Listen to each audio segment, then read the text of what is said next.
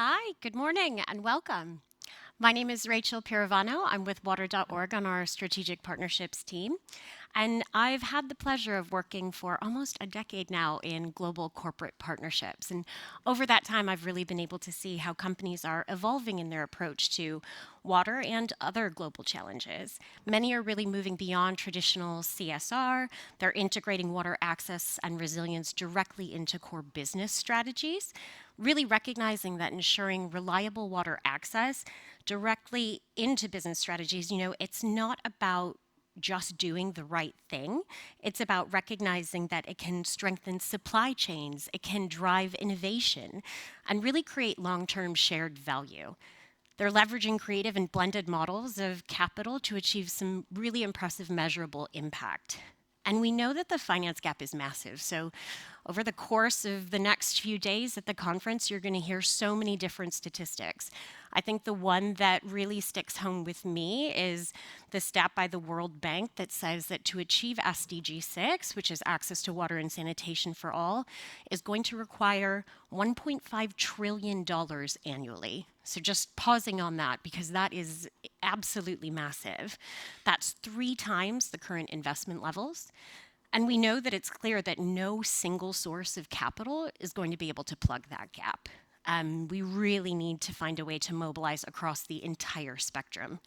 And that's why I'm so excited to be moderating today's session, Unlocking the Capital Spectrum, Financing Water Access and Resilience. So today, we're going to explore how innovative finance, that's blended capital, philanthropic de-risking, and corporate investment can really work to close that gap and expand access for low-income communities around the world.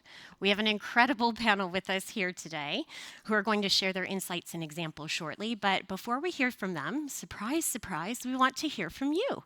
So we're going to do something just a little bit different today. We're going to start with a silent panel at the beginning of the session. The purpose there is really to give us a better understanding of, first of all, who's in the audience, but also how we can tailor the insights and examples that you're going to hear today so that they're most relevant for you all. So with that, we're going to start a silent poll. This is going to be a bit old school today. We're going to do things really low tech. So what I'm going to ask you to do is just raise your hand. I'm going to go through a series of 5 different questions. If you feel the response applies to you, there might be more than one. That's completely okay. Just keep raising your hand.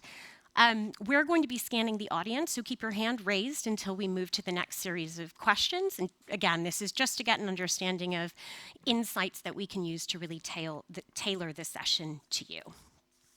All right, so here we go. First question. What type of capital do you currently represent? So a few different examples here. Can I see a show of hands for anyone who represents philanthropic capital? So that's NGOs, charitable funding, charitable foundations. Great, some solid representation. Fantastic, thanks for attending.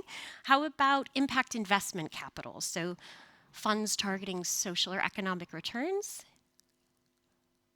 Wonderful, great.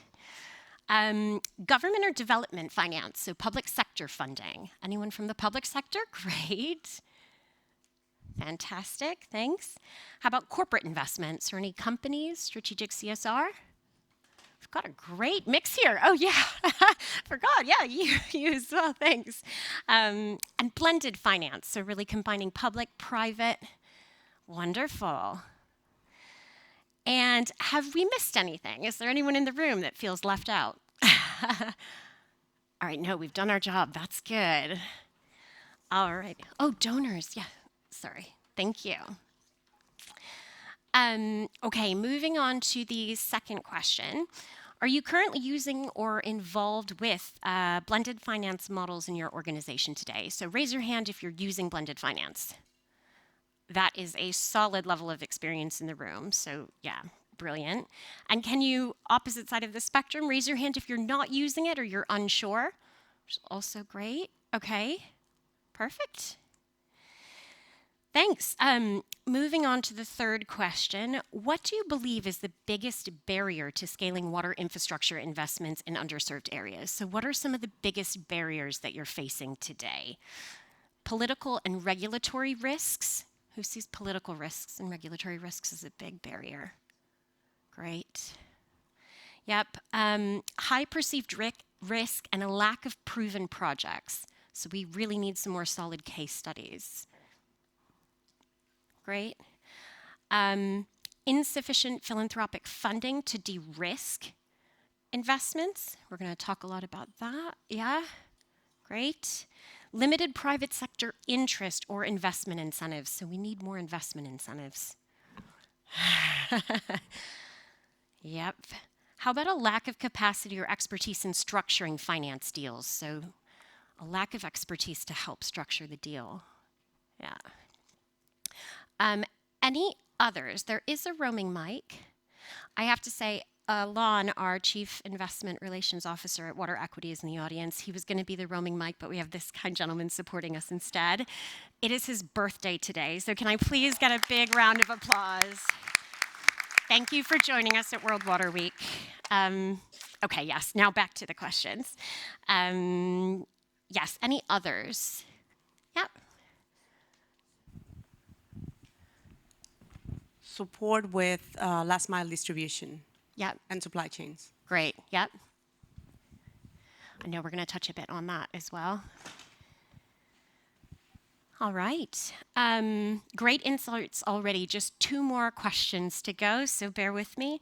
What do you think is the primary driver? So we focused on the barriers, now moving to the primary drivers for increasing private sector investment in water resilience projects. How about financial returns or profit-driven incentives? So again, thinking about profit-driven incentives as a driver. Great. Corporate social responsibility and sustainability goals, so really making sure those targets are set as a driver. Okay. How about climate change resilience or adaptation needs? Who's seeing that still as a primary driver? Fantastic. Government incentives or support, so thinking about tax breaks or guarantees. Yeah. Public-private partnerships and co-financing models to help catalyze investment. Great. And any others? Any other drivers you can think of that's really helping to motivate and catalyze investment? No? That's okay. All right, this is the last question. If we can think about over the next 5 years, what do you think will attract the most investment? Are we thinking large-scale infrastructure projects, so like dams, pipelines, really large-scale infrastructure? Not so much. How about smaller-scale solutions? So we're thinking kind of those last-mile solutions, reaching household-level access. All right, so there's a clear line here, story to tell, I think. Again, climate resilience, so thinking about drought and flood management, helping to support adaptive systems. Yep. All right. Water quality improvement, so filtration, wastewater systems. Yep. All right, and any other drivers, we think that will essentially attract the most investment? No, I think we've covered quite a bit there. Thank you so much, because those insights are really going to give our panel a phenomenal place to start. So I'd now like to turn to our panelists who can respond to some of these themes and share some practical examples and approaches to unlocking the full spectrum of capital that we'll be speaking about today. But before we dive in, I'd like each panelist to take 2 minutes, please, to briefly introduce yourselves. It'd be great to know your name, your organization, and where you sit on the capital spectrum. All right, I'll hand it to you, Philip. Well, thank you, and thanks for being here, and thanks for having us at this prestigious panel. My name is Philip Kust. I'm a Global Social Impact Manager at Reckitt. For those of you who don't know us, we're a global health and hygiene company. You will know our brands, Finish, Vanish, Dettol, Lysol. So it's consumer brands, and for us, obviously, as a health and hygiene company, water is absolutely business critical to achieve our mission. Oh. Sorry. I hope you could hear that. Great. So my role, obviously, therefore, is within the corporate capital spectrum.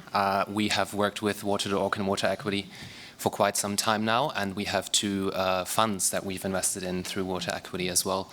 And so this idea of blended finance is something that very much resonates with us, and we see huge potential in that. And I'm very excited to talk about kind of what we do, but also more broadly how this can hopefully unlock the funding that we need to close the water crisis gap. Brilliant. Thanks for that background. Kate?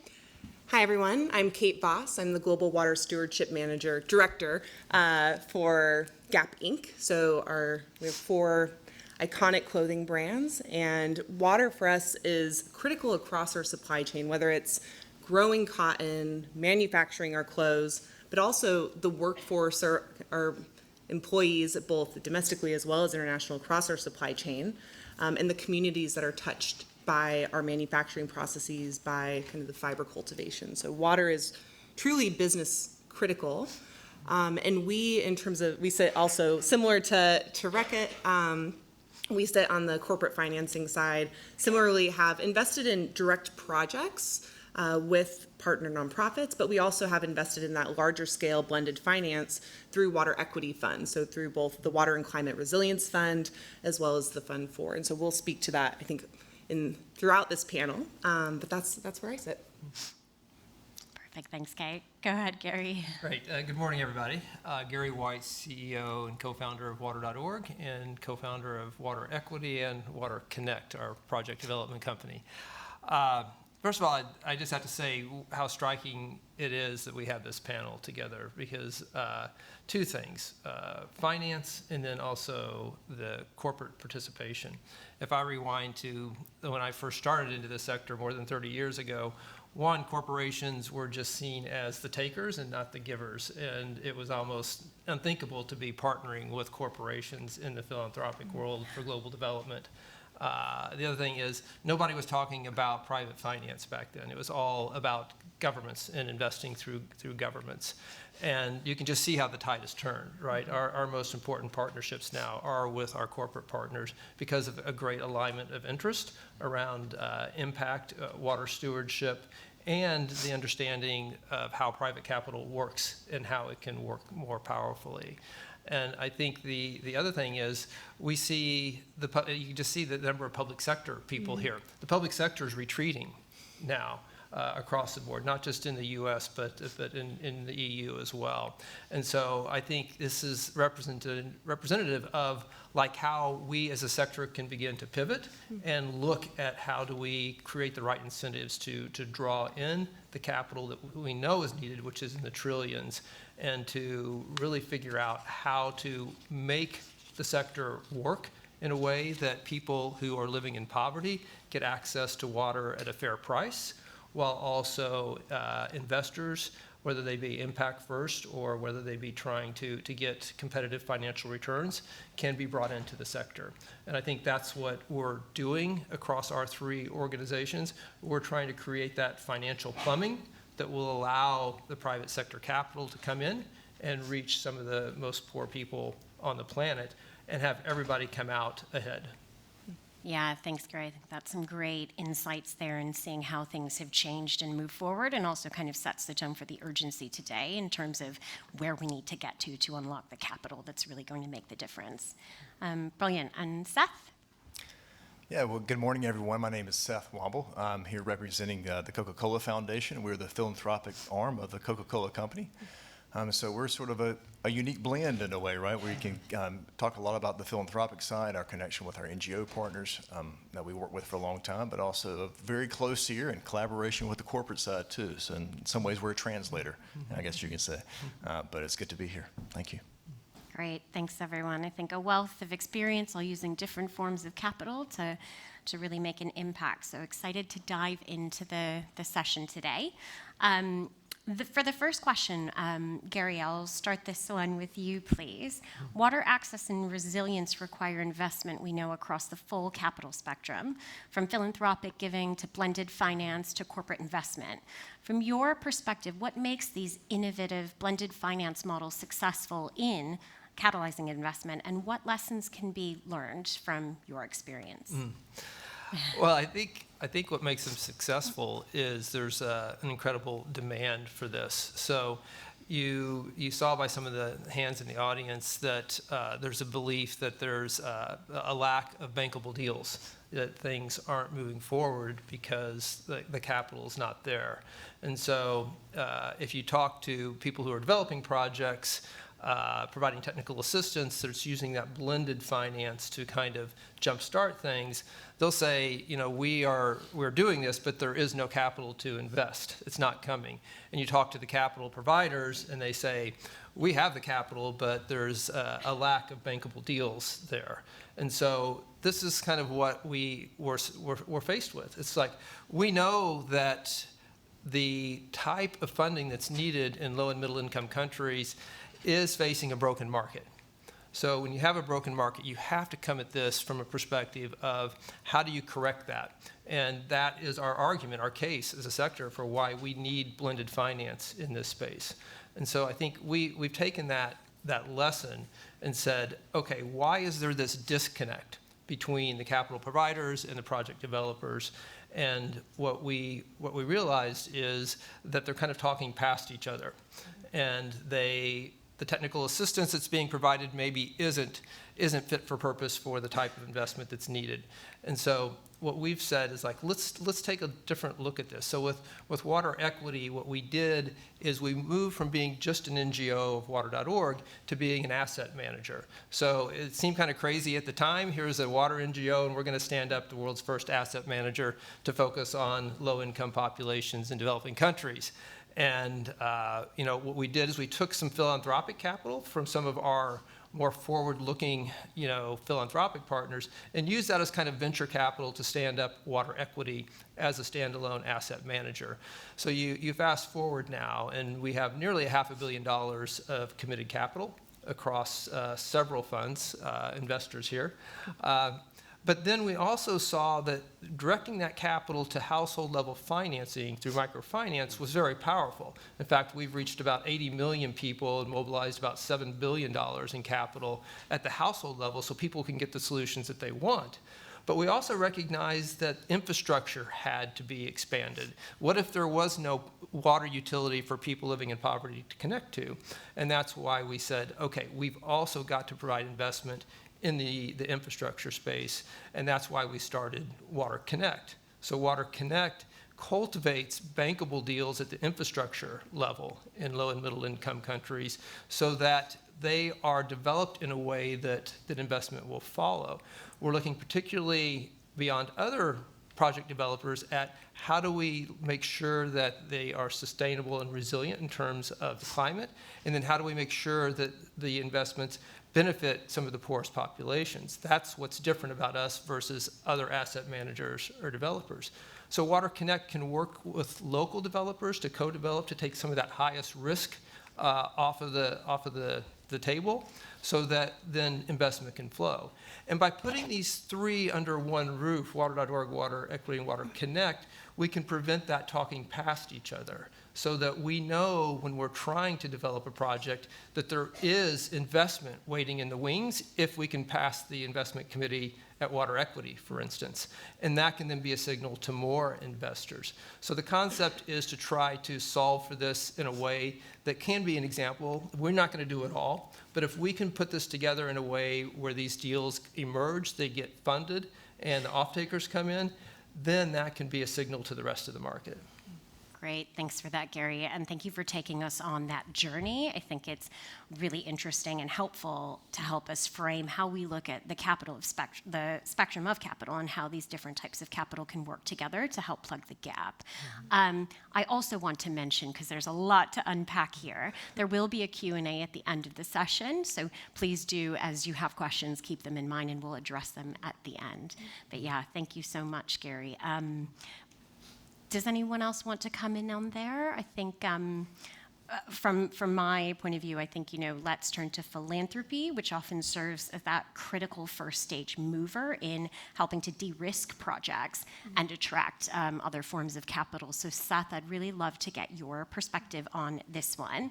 Philanthropic capital, as we know, serves as a critical catalyst, as we said, to de-risk early stage projects, which Gary was mentioning as well, and really attract additional private sector engagement. How can philanthropy maximize its catalytic impact? And what examples have you seen that successfully leverage philanthropic capital to support and scale new solutions? That was a long question. Yes, I can go back, but yes. Maybe it'd be good just to kind of maybe step back and what does catalytic philanthropy mean to the Coca-Cola Foundation? And it really means that moving away from that sort of single project focus, creating more of a ripple effect where you can think of 1 + 1 = more than 2, and really how we attract more people in. I think it's especially critical, we talk about that large funding gap of how precious that philanthropic capital is. We want to really use it to maximize. How can we use it to de-risk programs? How can we use it to drive innovation? A lot of these things are a little bit more riskier for maybe the traditional private markets. And so we really want to just focus on maybe moving away from some of those old philanthropic ways we used to work in the past to some of these more catalytic ways. And there's really 2 tools that we use at the foundation to do that. We do it through impact investing, which we call program-related investments because we're a private foundation in the U.S., and our traditional grant methodologies. I'll start with the program-related investments. So one that's very new to the foundation. So a lot of you raised your hands. We started this journey with impact investing in about 2 years. And it's really, I had to learn new vocabulary. We had to learn new vocabulary. I think the finance world and the traditional WASH world or NGO world speak a little bit different languages a lot of times too. So that's been a journey for us to kind of understand that, and we've been fortunate to partner with a lot of great folks along the way. But as a PRI, program-related investment, we take a really impact first approach, meaning we want to prioritize social and environmental impacts over financial return. And that's really a distinctive difference with where we come alongside of that. So I think we use it to really address some of those gaps in the capital market. But that means that we can come along very early on. Think about a new fund that's looking to attract new investors. Usually find those first funders to make those equity investments can be difficult. And so that's something that we try to do, or where we look for it, where we can be very catalytic. It also allows us to take a riskier tranche. Think of that as a first loss tranche or a junior tranche. And that's really important because we want to see new money come into the WASH sector. It can't just be the old players. And so if we can take a riskier position, that might change the risk profile for some of these. Think about institutional investors like pension funds, insurance funds, things like that aren't quite willing because the profile for some of these more developing market projects, climate resilient projects, might be a little too risky for them. So taking that first launch really helps out to us. It could be taking a longer term, more patient capital that the market traditionally wouldn't have. That's one of the things that we found has been very effective, something that we can come alongside with it. So I think it's just looking at it as a new tool, a methodology, a little different than grants. But what's been interesting about this PRI journey is it's changed the way we look at grants.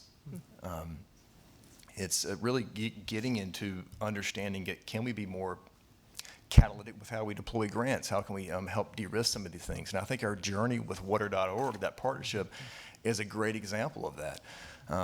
We were looking at the Water and Climate Resilience Fund coming on as an investor, but you guys had done an amazing job. I think you were right there at the close, and we started to question, will we really be catalytic with making an investment in the fund? It was a great fund, new innovative fund, moving away from the household level work to now the larger sort of infrastructure projects that we were seeing a huge gap in. And so we came back to you and said, because of that due diligence process that we have taken to really understand where we want to work, and realize that what we've seen in other funds that were tackling that market, that larger infrastructure programs, is that, to your point, pipeline development, blended finance, all this stuff weren't there. So we said maybe it'd be more catalytic to take a grant approach to maybe provide some technical assistance to support the fund. And little did we know that you guys were already working on that. And you had this new concept called Water Connect that was, I don't think the website was out yet. I don't know if you had launched it and we talked about it, but it was just like the perfect match for what we were seeing, for the funds we were looking at. But I think it speaks to the learning lessons of going through that PRI journey, that impact, ultimately looking at what that goal is to drive it, and see how can we be more catalytic with grant funding. Because it's so difficult when you think about all that goes into building that pipeline, years of work, finding potential projects. It could take funding some innovation to see if this concept may work. All these things are inherently risky, and especially in the markets that we're trying to do, some of those more last mile, some of those more developing markets. So I think that's an example of where I think oftentimes we think about blended finance. I think the impact investing is a little bit more the sexier one, a little more attractive. But I think it's what's been really exciting for us is seeing how grant-funded technical assistance, that blended finance, to either drive some of the enabling environment around that to make that more, to get that pipeline, to have those more bankable projects is just as important. And I think that's one of the things that we've enjoyed most about the PRIs is it's made us rethink about our grant funding and how we use that. Great. Yeah. Thank you for those really tangible examples and a few things to draw out from there. Like you talked about us, people speaking different languages in the industry. And I think that's a really important barrier that we didn't necessarily touch on. So really appreciate you walking us through that. And then also really like the thinking there behind, using or finding the right type of capital at the right moment to really catalyze and scale impact. So some great lessons shared there. Thanks for that, Seth. So now we'd really like to shift the focus more towards the private sector where companies are increasingly starting to integrate water access and resilience into their business strategy and their sustainability priorities. I'd like to invite Kate in just a moment to share some insights from Gap Inc. Kate, private companies are increasingly viewing water as both a business and a sustainability priority. What are the main drivers for private sector participation in water resilience projects? And what barriers remain to scaling involvement and investment? Yeah, thanks. That's a great question. And I will say it will vary based on the sector that the company is coming from. So the impacts and dependencies that Gap Inc. has on water systems is very different than what Reckitt might have. That being said, I don't think there's a single company that does not have impacts or dependencies on freshwater systems. And so that recognition of that dependency, the impacts, really motivates the growing water stewardship community and work with corporate engagement. And so for Gap Inc. specifically, we are thinking about water in terms of, I mentioned before, across our whole supply chain, everything from growing cotton to dyeing, manufacturing clothes. But it's also the water access piece comes in really on our workforce and our business continuity and operation, like how we operate, having that resiliency to continue to operate as we're seeing climate change increase pressures on freshwater systems. So many of you in the room might not know the apparel sector, about 80% of our supply chain workforce are women. And women are often burdened with needing to walk to access water for their families, for their communities. They're also the ones who are often in charge of dealing with any waterborne illnesses within their families. And that removes women from the workforce. It removes them from participating fully in the economy. And for us, that's business critical. We need women to be able to participate, but there's also a whole market and opportunity to support and expand economies around the globe if we're able to have that time back in a way. And we've done plenty of studies really looking at the impact of providing water to communities that are across our supply chain, so not within the actual business fence line, but within the communities that are touched by the apparel sector. And there's a very clear ROI. There's both in terms of the workforce, but then also that engagement in the economy. So there's a clear business case for us to engage in WASH. And I think when you hear corporate water stewardship, more often than not, I think there's been a lot of focus on water reduction. You hear water replenishment thrown around a lot right now. But what you've found is actually by leading with water access, all those other pieces fall into place. So in terms of barriers, I think there's this need to not view, for any corporates in the room, not think of water access as a side charitable thing separate from your water reduction and replenishment work, but actually it's integrated, and it should really be the first step in thinking through and building out your water strategy. And again, that'll be different for a Reckitt versus a Gap Inc., but there will always be a need to engage in WASH. And I think the other barrier that we often come across is thinking about water access just as charity, as a one-off project. And what we've been really trying to do is actually look at that investment side and looking at how we actually strengthen systems, in particular water infrastructure systems, because we're dependent on those same infrastructure that provides water to communities. It also supports industries and business. So there's, in a way, there's a responsibility not just for improving the human right to water, but then strengthening the systems that we all depend on. And so it's been really exciting to look at the impact that water equity is having, and to make those investments. It's not, again, it's not just philanthropy, it's business critical for us. So shifting that narrative and really trying to spread the word with the rest of the corporate sector. So. Great, thanks, Kate. And yeah, some great insights there. Really like the bit around water access. Thinking about all of the different areas that we're all focusing on with water access, water replenishment, working in different watersheds. Water is so interconnected, and it's really great to think about water so holistically. So thank you for those really tangible examples.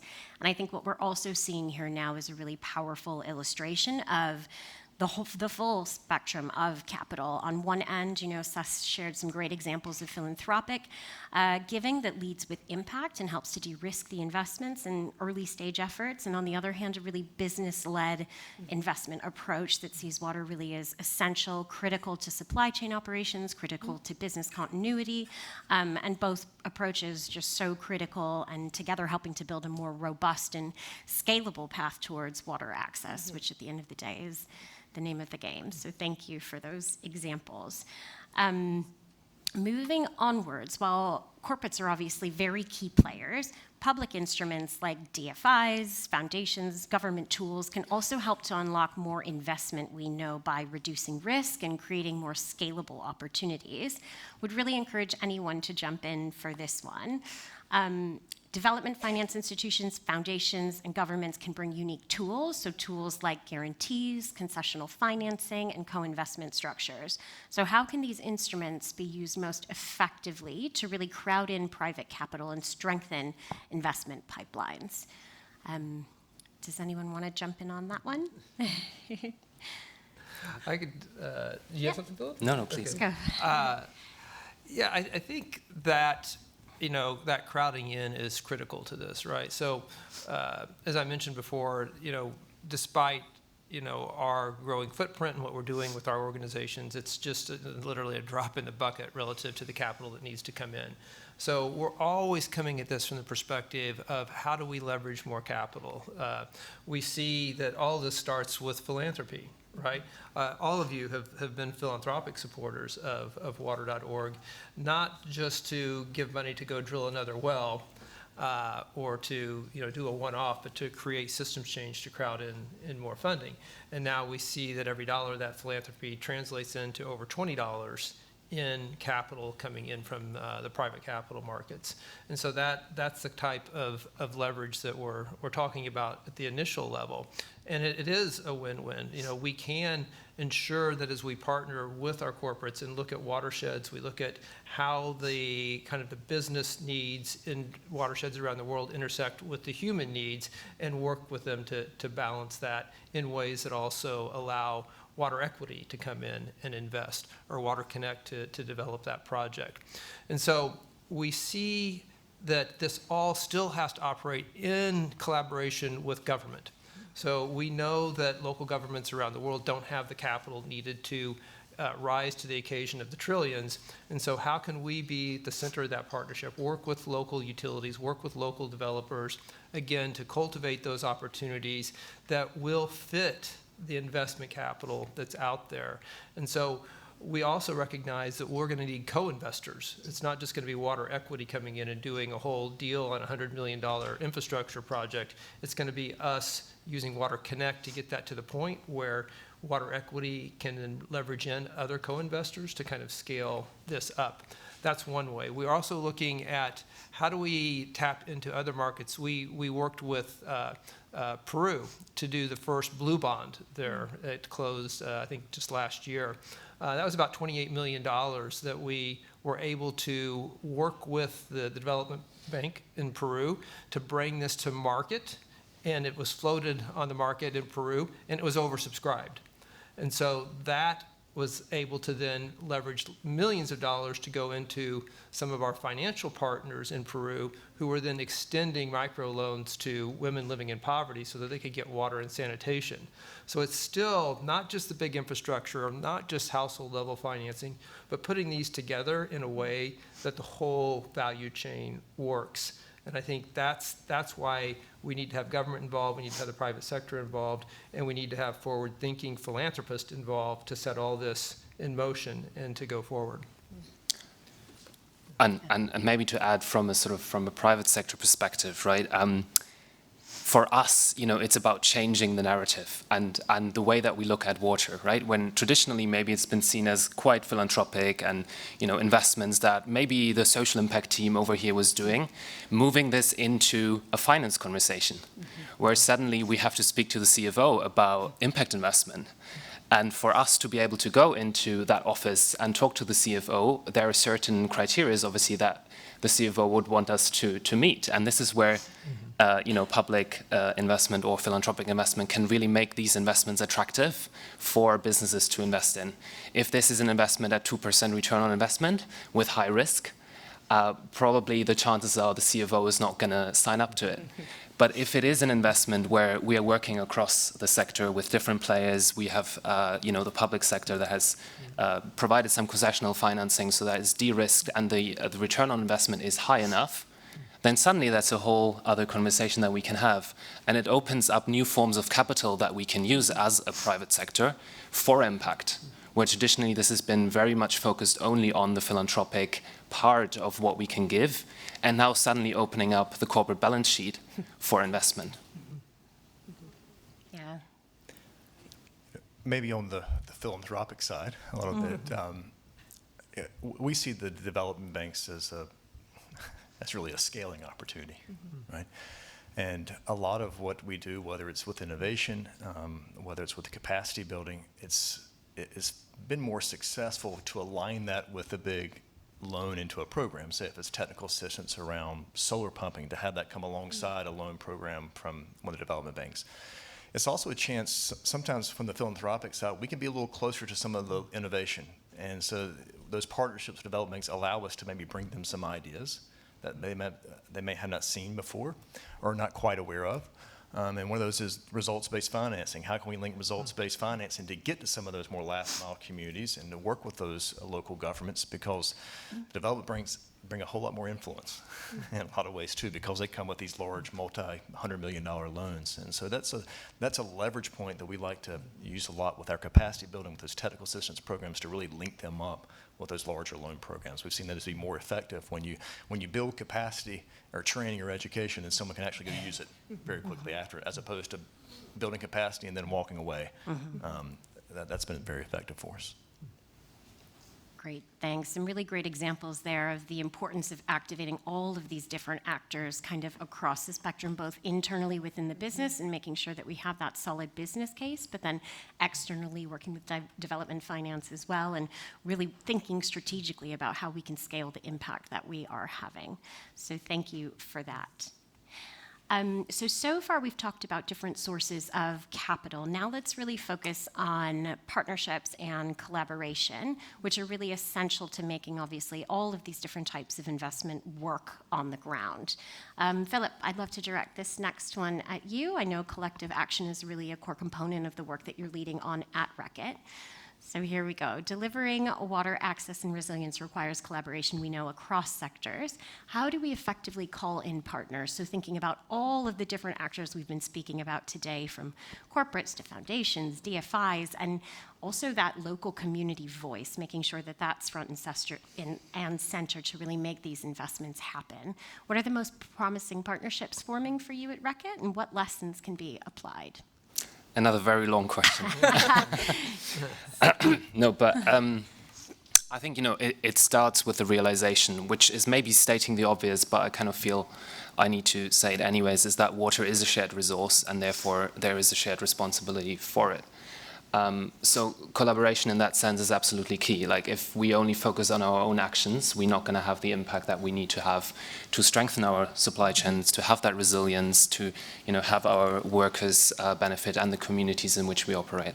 So I think that's the starting point. And if you can align along these shared goals and the shared value and also the shared risk of water with these different partners, then that is the starting point for these kind of conversations.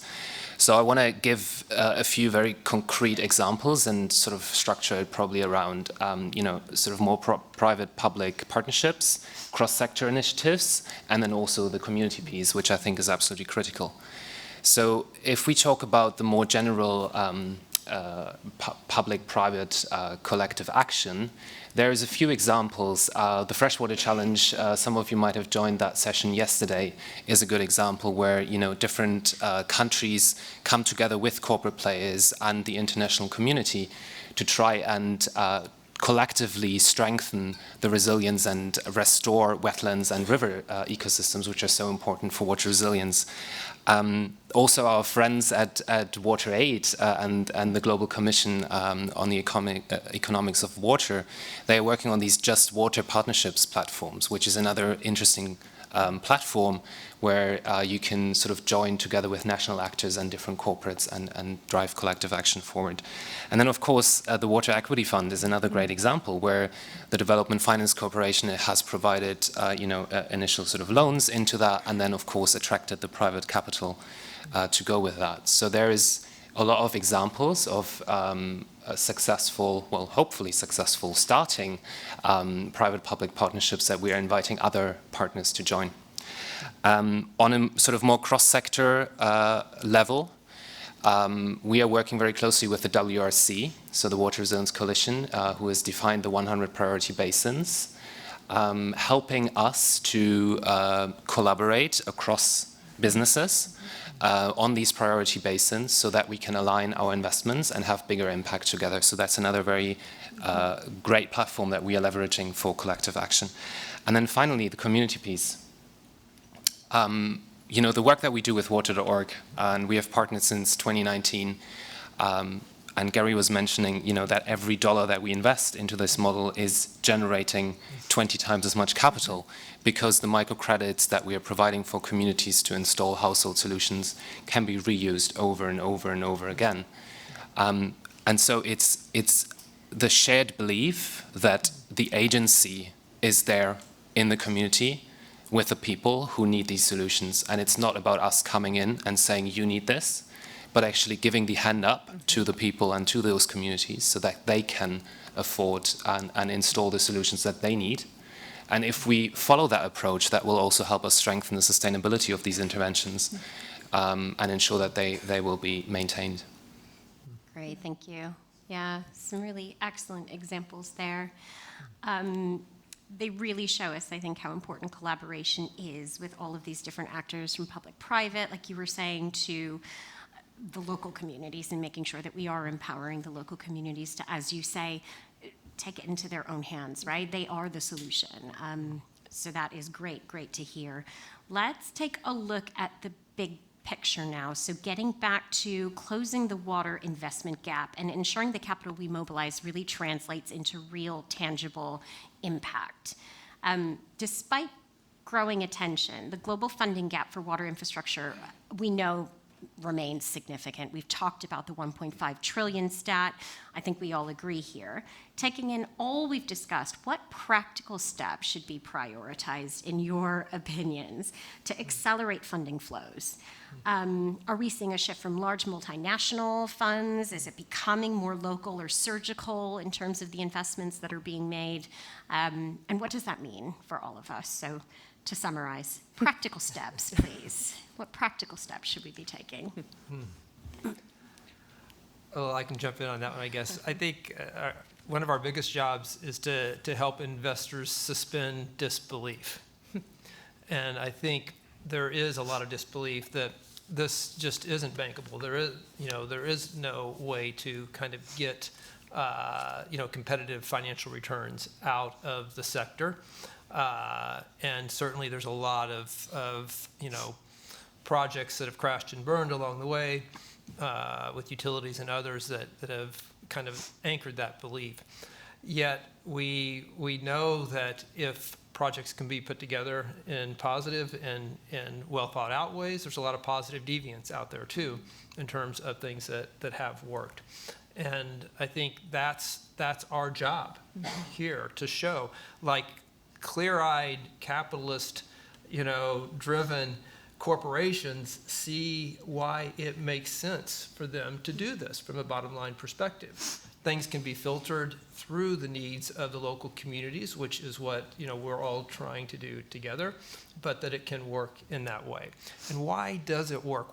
How can we get people to suspend disbelief?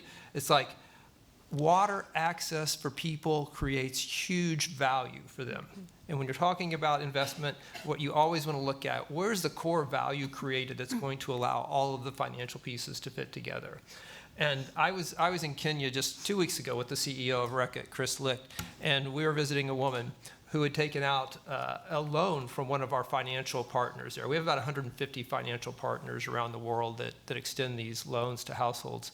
And she had taken one loan for a water tank and then had rainwater harvesting to feed that tank. And with that, she's like, I can do more than this. Now that I'm not walking, she had been walking hours every day to collect water on her back. And now she was like, what if I took out a loan that I could then create a little pond so that I could have water catchment to raise some animals? And then she's like, what if I could then, work with the butchery that my husband is developing, and make that business grow stronger with this? And so you can just see water is this thing that sets in motion people's economic potential. And we have thousands of stories like that around the world. We think a lot of times about this as health and convenience and time savings, and it is, but what we see is this translates into income generation for women around the world. It really is like an entrepreneurship initiative for so many of them, because once you're released from spending all that time and money to secure your water, you can move on to other things. And to me, that has been demonstrated because these loans, $8 billion of loans women have taken out in order to secure their future, are repaid at a rate of 98%. And no one also is going to take out a loan for something that they don't want. We know that there's failed water pumps and water projects around the world because they've all been for so long supply driven. This is very much an inherent demand-driven approach, a market approach. It's creating value that then that value can be carved off and be passed back up the chain so that the women get what they need in terms of water, but also so investors can suspend disbelief and start leaning into investing in more funds. Great, thanks. Yeah, for that really tangible example of how it actually is transforming lives on the ground. I think that's really important to think about how everything, it links back to what Philip was saying too about local, the local communities.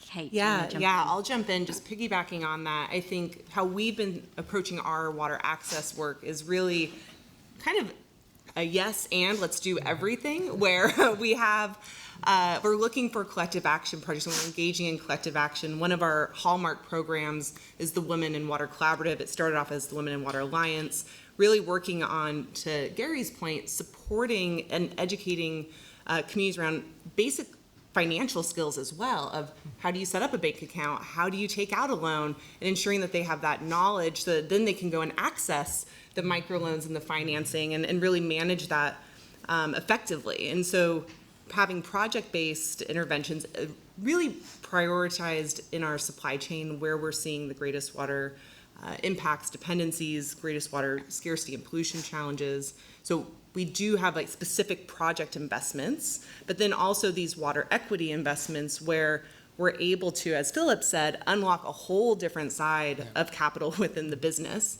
And those are supporting the microfinancing side of things, as well as that large scale infrastructure. And I'll add one piece of this, which is thinking more and more about how do we integrate and again lead with our water access work to simultaneously have co-benefits for our water replenishment and our water reduction work. And I'll just give one specific example for that. We have a supplier, Arvind, who approached us and said, hey, we set up our operations. Our community has built out around us now over the decades of good business, but we don't have the water infrastructure and the sanitation, the sewage management for the community.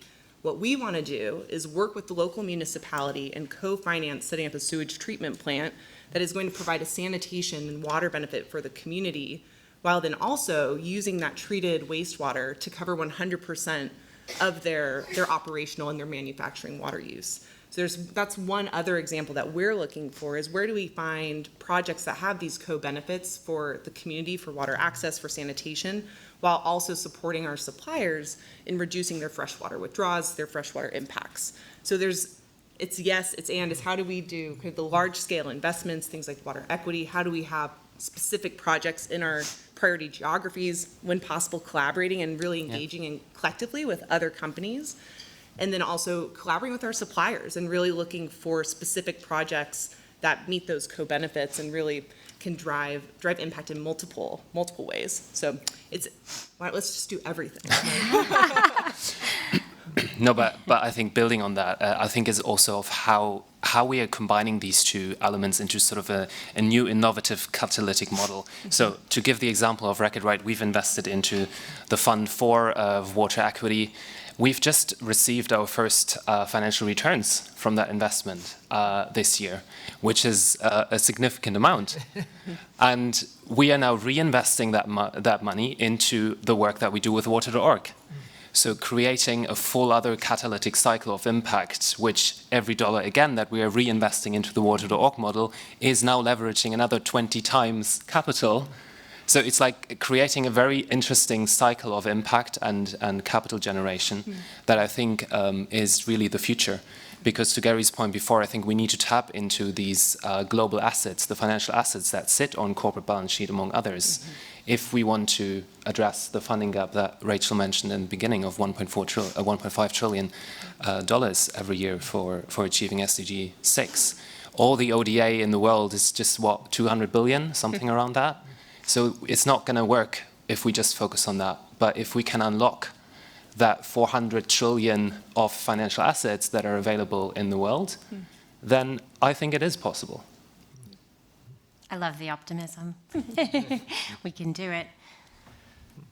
I think one thing to maybe add is that when we look at the wash sector, a lot of times I think to your point of maybe there's some misinformation or just demystifying the challenges out there, that we think about either the most ultra-rural last mile or the large urban environments. There's this huge sort of middle ground, the missing middle, where there's a lot of opportunities for, and especially for new ways of thinking about blended finance. And I would just maybe challenge some of the NGOs in the room. You know, we're seeing a changing funding landscape. You have tremendous assets and skill sets to bring to this table.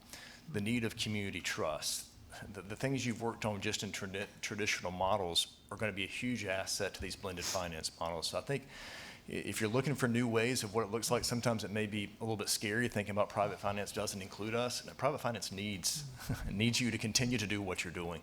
And so I think as more of these come along, I think lifting up the local NGOs, especially with that missing middle, whether it's small towns, larger rural communities, recognizing that unique assets, skill sets you have to bring to help them with credit worthiness, to help them think about the project pipeline, to help them think about starting smaller projects. It could be just replacing towers, new pipeline extensions. It doesn't have to be brand new access. There's a whole opportunity for us to use private finance and to help just to help fill that gap in ways that maybe we weren't thinking of before. So.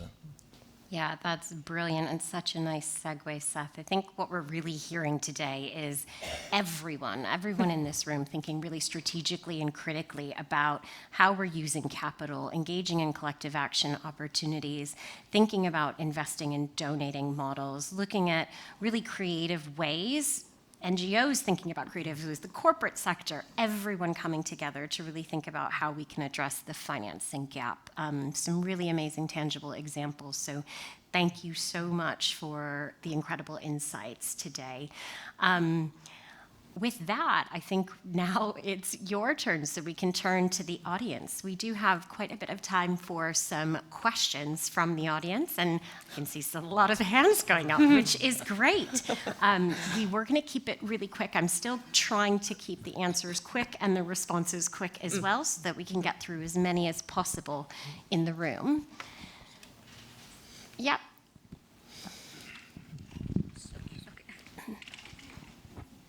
You had mentioned loans and bonds as a repayment vehicle for some of this creative finance. What are some other structures that maybe Gary or Seth or any of you guys have done? Is there equity type or, what are the various ways you see, and what do you think are the new leading ways to do this?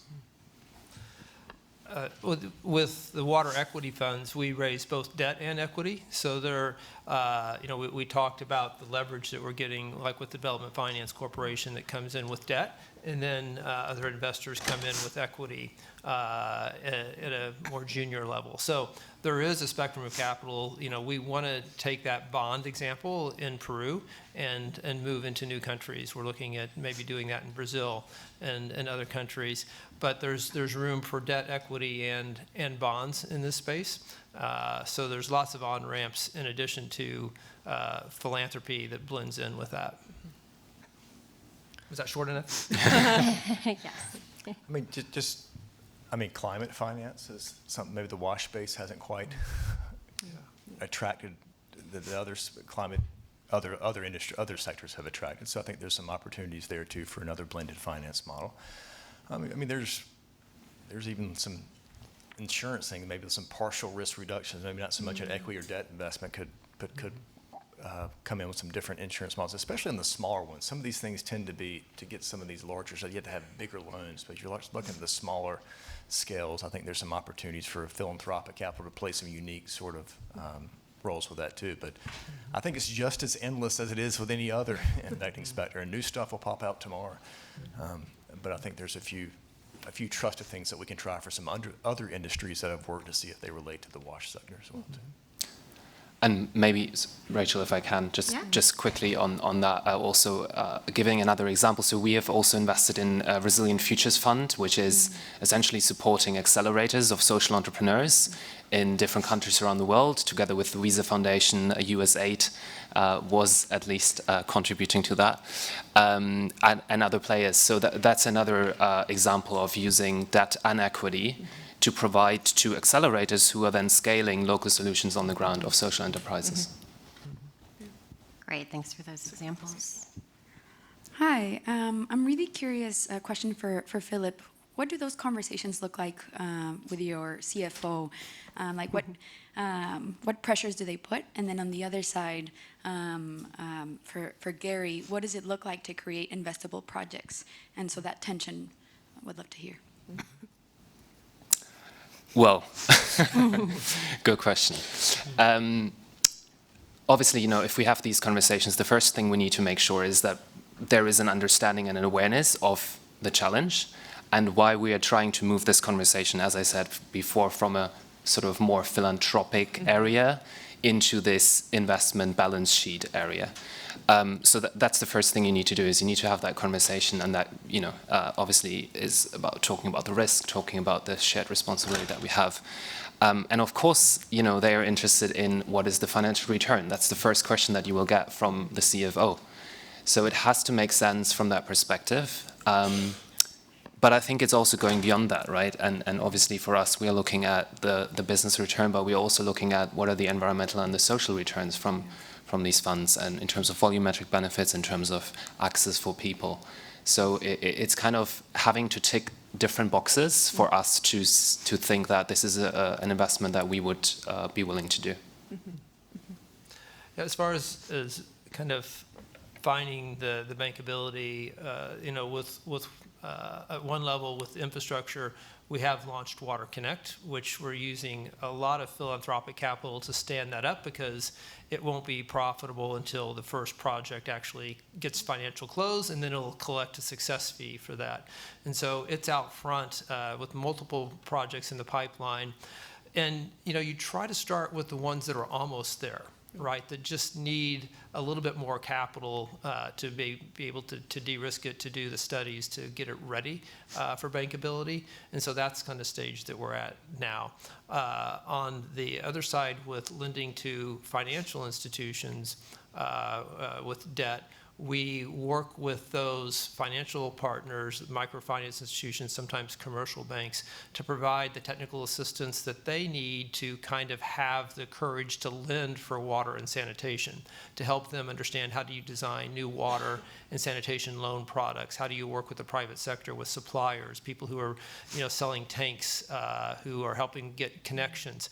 And so we use that philanthropic capital for that technical assistance to kind of nudge them into the market, and then we can make introductions to water equity, who, if they pass their investment criteria, then can start lending. So you see this incentive on the part of people who need funding to want to work with us to develop projects, because they know capital is there potentially from water equity. And water equity sees investors being very attracted to investing in the funds, because it's like, oh, you've got the technical assistance baked in, so the probability of you being able to deploy all your funds is much greater. And so that's how that kind of bankability fits into this. It kind of provides incentives from both directions. Thanks. Thank you. Hello, I'm Remy from the Container-Based Sanitation Alliance. I'm struggling a bit to reconcile your enthusiasm for converting grant to debt with the actual cost of sanitation, which show that there is a huge funding gap between the actual cost and affordability. It's not a liquidity problem, it's an affordability problem, and this is made worse by debt, not better. So are you not worried about sending the wrong message when it comes to sanitation, or to only select a very small subset of interventions? Thank you. Well, I'd just give one example, and that's in India, where more than half of the loans that have been taken out at the household level have been taken out for sanitation.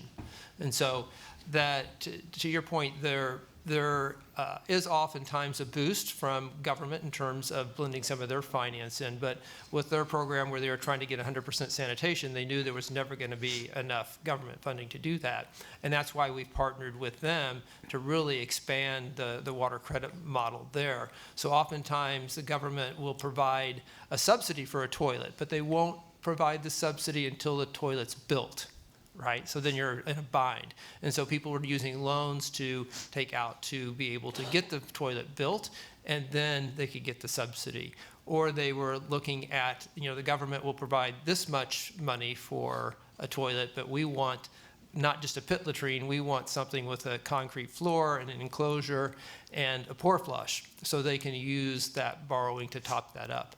And so India, I think about 40% of our impact of $8 billion has been generated in India. And of that, more than half has been for toilets. So there is this willingness to pay for sanitation services if you can work with local financial institutions to match the types of solutions to the affordability of the households. Yeah, thanks, Remy, for that perspective and for the open question. I think it really helps to keep the dialogue engaging. Sorry. Yeah. I can go ahead. My name is Sarah Hess. I work with the UN's Economic and Social Commission for Western Asia in Beirut in Lebanon. I'm curious to know, so obviously I work in a part of the world where there's extreme water scarcity, and on top of that, there's a lot of political challenges, and there's also conflict. So in my work, we're mainly providing support around project development, which is also an area where there is a huge need for capacity development. But beyond that, what would it take for private investors to feel comfortable working in this type of setting where there's just huge amounts of instability? And do you have any experience in that area, working with countries that are in conflict or post-conflict? I mean, difficult question. Look, of course, from a private sector perspective, if the risk is too high, then that always puts pressure on these discussions. For example, with the CFO and saying like, why should we put our assets into this if there is this risk? At the same time, of course, as a human, I would want us to be able to support these crises. We are doing a lot of work with the Red Cross globally on disaster prevention. So that's the angle that we have taken. And of course also emergency response if something happens. So we've been active in the Middle East crisis, for example. But to go sort of deeper in terms of investment into these areas, it is a long way. I'm not going to lie. So I don't know, Kate, if from your perspective if there's anything to add. But it is a tricky position, and I think we definitely need. If we were to look at that, it has to, first of all, overlap with our priority areas, right? So from a business perspective, of course, we are trying to invest where it makes sense from us from a business perspective. But also we would need that public commitment and that public investment to make it viable. And then if the risk is too high, it will probably not materialize, unfortunately. I don't have a lot to add other than saying, I hope we're not giving the impression that we're still moving away from grant work. Right? It's just an idea of making sure that, hey, if there are opportunities to bring in new repayable finance, new money into it, we want to make sure we're taking advantage of those. But I still think there's always going to be need for those areas for true grant work, for true humanitarian work that will take some philanthropy as well too. So that's conflict areas are very, very tough. But just to I wanted to make sure that we weren't coming across that way, because there's still a lot of need, whether it's sanitation in places, whether it's conflict zones. There are still some areas, whether it's really ultra rural, that we're still going to really need to keep improving in a lot of ways too. So. Yeah, Tanya from Qantas in Switzerland. Quick question. I love the positive tone of the discussion, and you've shared some really nice examples and case studies. I'm also interested in the flip side, when things don't work out. And I was wondering if you could comment on examples where funding models have failed or stalled, and why that happened and what we can learn from that.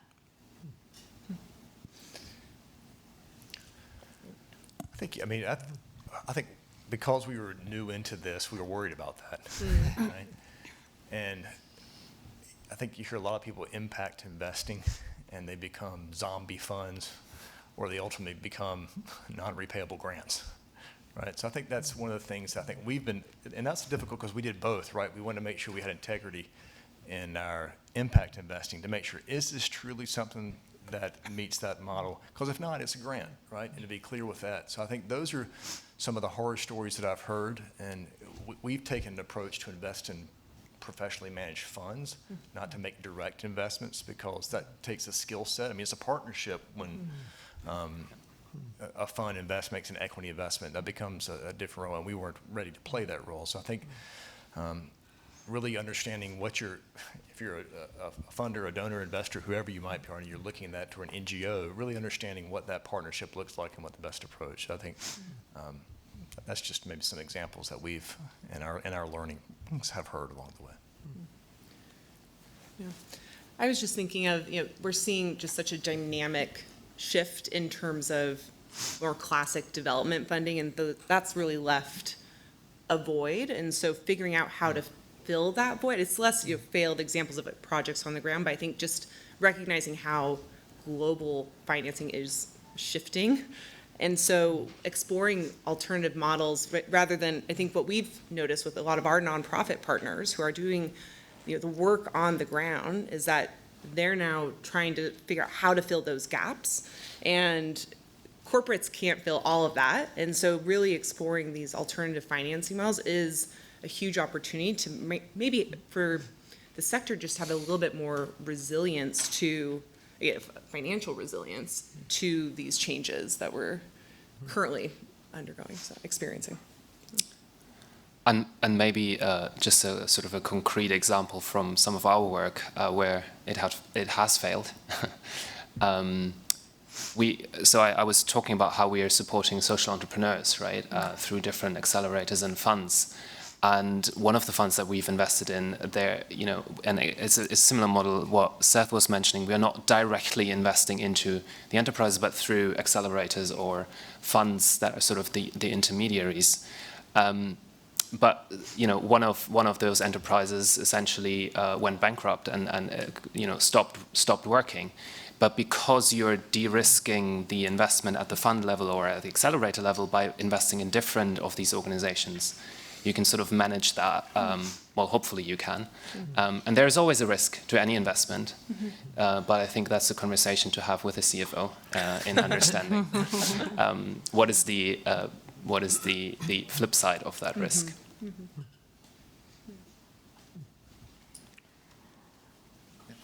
Yeah. Hello, Karl Tanetzer from the organization Waste. First, Gary, congratulations as a pioneer to what point you brought it, like starting 25 years ago and where we are now. Very impressive, yeah, and also hopeful. But still, I'm also a little bit at unease to see the huge challenges still ahead. There's a finance gap and more problems coming in instead of disappearing. So what are the ways? Is there a vision that we can further accelerate, or does it take another 25 years on this pace? So I think we are well on track, thanks to you, but much more needs to be done much faster. And that also might differ by segment. The microfinance sector is well advanced. There's a track record, it's commercially viable, it's scalable, while you mentioned the missing middle, it's far behind across all sectors. And so we are working also with the missing middle, so we know those challenges and what needs to be done. So is there a vision? How can also we help? What are the trigger points to further accelerate and help here? And what segments? Coordinated action might be one, and this is a good example already, but maybe this is something we can bring to the next level. Yeah, great. So yeah, another 25 years. How do we really move things forward? Yeah. Well, when we started this up in 1990, Water.org, it was back to back then it was called Water Partners. We had a very traditional approach to this. I'm an engineer. I've got no finance degrees and 3 engineering degrees, so it's kind of crazy the way we're working this. But I thought it was going to be about drilling wells and doing projects, and that's how we started. And if we had stuck with that model, it would have taken us 600 years to reach the same number of people that we've reached today by innovating in finance. So there's a little bit of momentum there in terms of going from a purely philanthropy-based, subsidy-based model into like believing that the problem contains its own solution. And that's what I'm talking about when women living in poverty actually take out the loans and pay the full cost over time of their water solution. So I think we have to look at it like we have made progress. We have figured out how to bring in new financial models into this. And it is on us, collectively as a sector, to continue to innovate and look at problem from different angles to say, how can we make things more bankable so that everybody can win? And so it is concerning the way the public sector has been stepping back. But I think as we look at your businesses are all about trying to create new products and new ways of thinking of things. So I think having the private sector in here, kind of co-creating with us and putting their money on the table and saying, yes, this is risky, right? And but we are going to work with that risk. We're going to look for ways to de-risk where we can, and then go forward. And so I think the only thing we can do is just keep on creating those opportunities to the point where it's undeniable that you can actually invest and make a financial return. And if we have enough examples of that, and you couple that with the, we shouldn't let the humanitarian side of this get lost either. Like what we're seeing is this is a massive crisis. That's why all of us are here at Stockholm, because this is a huge crisis. And we have for too long seen people living in poverty not as a source of the solution, but as the problem to be solved. And I think that if we see people stepping up saying, look, I don't want a handout, I just want to take out a loan, and they're willing to meet us more than halfway, then it's on us. If that market is there and vibrant and like people want this, and they do because it creates value, if we can't figure out how to meet them more than halfway when they're stepping up and change, they're the ones that's changing, flipping the model, because they're saying we are willing, we are able to pay for a vast majority of people who lack these resources, then it's on us to figure it out. And I think once we can tell that story in a human way, as well as in a financial return way, I think we as a planet, it's incumbent upon us to kind of solve this crisis. It's ridiculous that we've come so far as a planet. I was just reading about Elon Musk launching his next rocket to Mars, or he's trying to. It's like, that's crazy that we're doing that when people don't have water. And we figured out how to solve this 100 years ago, how to make water safe, and we know how to do it. It's not a magic bullet. It's just kind of getting in the trenches and doing the work, and I think that's what we're all about. And thank God we now have access to capital markets to help solve this, to make the solution complete. Great, thanks. Really like that, not losing sight of the human aspect of all of this, I think is so important. I think we have time probably for one or two more questions. You're the most patient questioner ever. Yeah, and honestly, I think you answered half of my question. The last one. First of all, thank you for the very interesting conversation. And my question goes out to unlocking capital and thinking about every investment has a cost of opportunity. How are you seeing the capital market shifting to see this cost of opportunity, not only in financial terms, but also the risk of not doing these investments? Probably for corporate investments make sense when it's a risk or an operational risk, but talking more about the broad sense of a capital market, how do you see this shifting towards the future?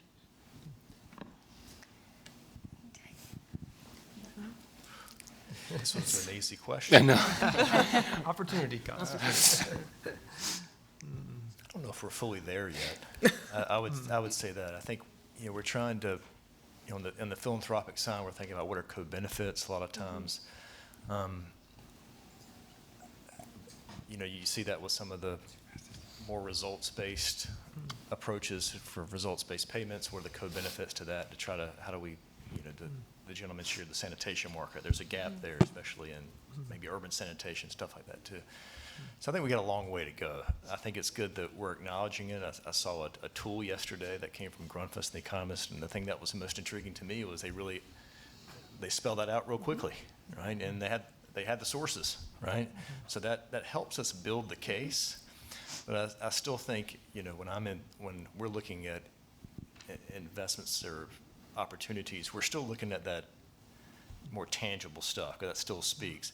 But the other things, they're creeping in there, right? They're definitely being considered. They're part of our presentations. I don't think we valued them yet. And I think that whole, what's the true cost of water? That there's some movements in that too as well. And I think as that starts to kind of be more quantified, I think that will make some of the investment cases, whether it's in the corporate side, whether it's philanthropic, or whether it's just in government as well too, a little more tangible. Right? All right, one final question here. Hi, my name is Rami. I'm from WaterAid, but my question isn't related to the work we do. There are so many examples where industry has proven the sort of the business case for investing in water in terms of water circularity and so on, savings in energy and chemical use and whatnot. And in many of those cases, the feasibility studies were made, the banks are there and available, but the industry is not taking those loans. It's not going forward with those investments because they'd rather invest in more production. That's much more profitable for them. If that's much more, prioritized on their agenda. So what kind of tips do you? I mean, I'm sure there are other examples in other sectors as well, but what kind of tips do you have to make water higher up on the investment agenda as such? Great, so tips for making water elevate on the agenda. For the corporate agenda, is that what you're saying? Yes. Then I'd defer to you guys on Yeah, that. I think it kind of goes back to what Seth was saying. What is the true cost of water? And really hard, and same with the opportunity cost, to put those numbers on. It's going to vary, right, based on where you are, what the local conditions are. But we've been trying to put those numbers on. So we have our Boosting Business Report with WaterAid, which was really looking at the return on investment for specifically WASH and putting a specific dollar on that, and the opportunity for the economy, for the business, for less absenteeism, higher productivity. And so it's sharing and communicating those results and really expanding that to our suppliers, engaging them as well in terms of opportunities to invest in their own communities. Because right, we operate with hundreds, thousands of suppliers, and so sharing that information with them, so it's not just Gap Inc.'s capital, but it's also our suppliers' capital that can engage in that. And I think it's putting those numbers on it, and then also sharing it more broadly. You know, Philip was just, you know, speaking about talking to the CFO. How we get other corporates to engage in this, I think, is a bit of capacity building and knowledge building, because not a lot of corporates do have a water reduction and a water replenishment goal. Very few have quantitative water access goals. And so I think that is partially just a knowledge gap, and defining explicitly what the business case is and pulling examples like the Boosting Business Report, pulling examples on the financial returns from a water equity investment, and also just supporting each other in terms of, when I went and talked to my CFO, here's what really worked, here's what resonated. And so we do have, I think, that peer learning and opportunity to share out what's worked, what hasn't worked. And hopefully, I think that will actually snowball a bit in terms of increasing and expanding those investments. But again, I think it's, again, as I was saying at the very beginning, it's not just water replenishment and water reduction, thinking about this water system holistically in the humanitarian perspective. We operate, many of our companies operate globally, and we often are thinking about what's happening inside the fence line, but we're so dependent on everything that's happening outside of the fence line. And so shifting that narrative and really focusing, leading with that, and when possible, pulling in those specific numbers. I think we'll start seeing more case studies, honestly. I think the Boosting Business Report was one, but more and more the Economist Impact tool is, I think, a powerful first glimpse at that.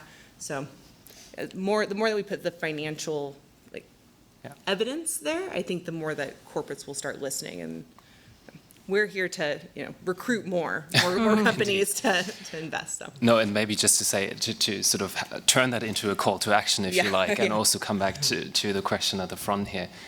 I think the first question, if you're from a corporate, back to your CFO or to your team, is how much capital currently sits on the corporate balance sheet without being used, without being invested into anything?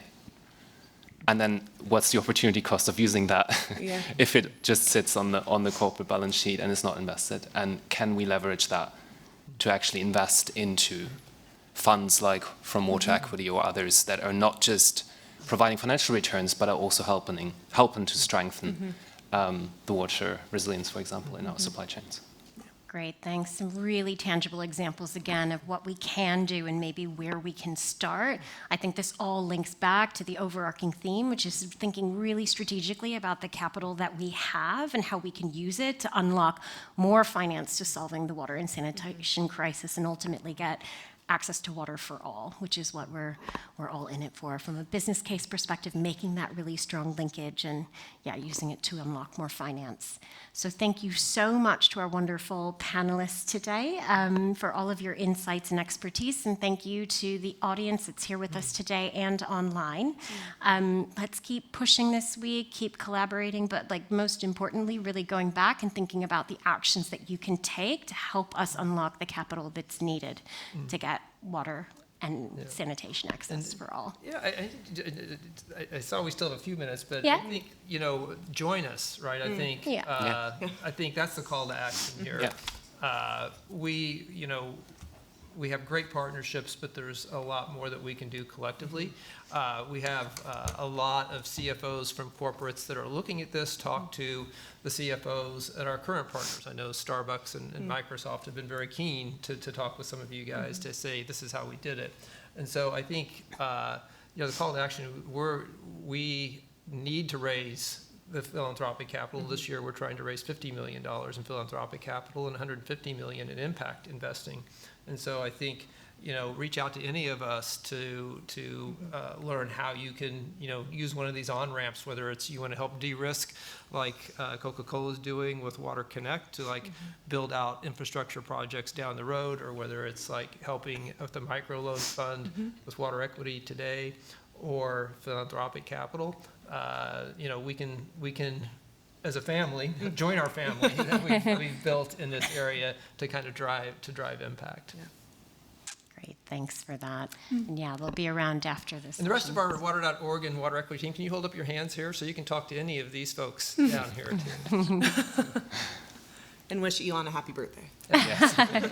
Sorry about that. Great, thank you. Thank you for joining.